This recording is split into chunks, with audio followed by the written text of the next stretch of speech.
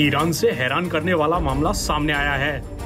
दावा है कि पिछले 3 महीनों में ईरान के कई स्कूलों में सैकड़ों लड़कियां अपनी क्लास में हानिकारक धुएं से प्रभावित हुईं और उनमें से कुछ की हालत इतनी गंभीर हो गई कि उन्हें अस्पताल जाना पड़ा।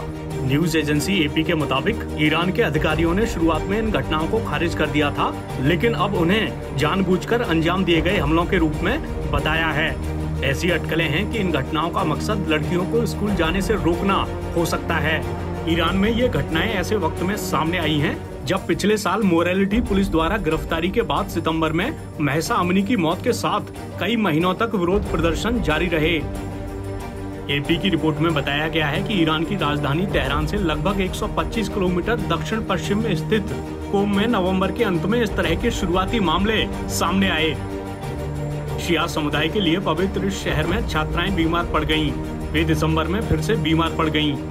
छात्राओं ने सिरदर्द, बेचैनी, सुस्ती महसूस करने या चलने फिरने में असमर्थ होने की शिकायत की। शुरुआत में प्रशासन ने ऐसे मामलों में कोई खास एंगल नहीं देखा। दरअसल यहाँ सर्दी के दौरान तापमान रात में जमाव बिंदु से नीचे चला जाता है। ऐसे में कई स्कूल कमरों को गर्म रखने के लिए प्राकृतिक गैस का इस्तेमाल करते हैं, जिससे ये भी कयास लगाए गए कि लड़कियाँ कार्बन मोनोऑक्साइड जहर से प्रभावित हुई।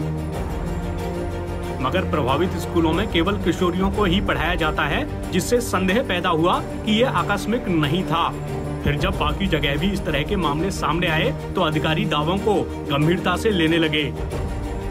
ईरान के महाअभियोजक ने जांच का आदेश देते हुए कहा कि जानबूझकर आपराधिक कृत्यों को अंजाम दिए जाने की आशंकाएं हैं। ईरान के खुफिया मंत्रालय ने भी कथित तौर पर जांच की। रविवार को ईरान की सरकारी समाचार एजेंसी इरना ने कई खबरें प्रसारित की, जिनमें अधिकारियों ने संकट के गहराने की बात स्वीकार की।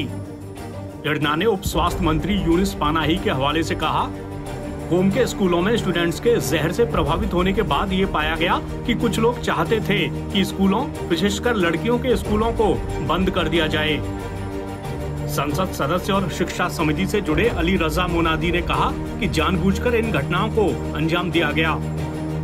मोनादी ने कहा, लड़कियों को शिक्षा से रोकने का प्रयास कर रही शैतानी ताकतों का अस्तित्व एक गंभीर खतरा है। हमें मामले में तह तक जाने की जरूरत है। ईरान में महिलाओं पर हमले की घटनाएं पहले भी हुई हैं। सबसे हालिया समय में 2014 में इस्फहान में महिलाओं पर तेजाब फेंकने की कई घटनाएं हुई। उस समय माना गया था कि महिलाओं को उनके परिधान के चलते कट्टरपंथी उन्हें निशाना बना रहे थे।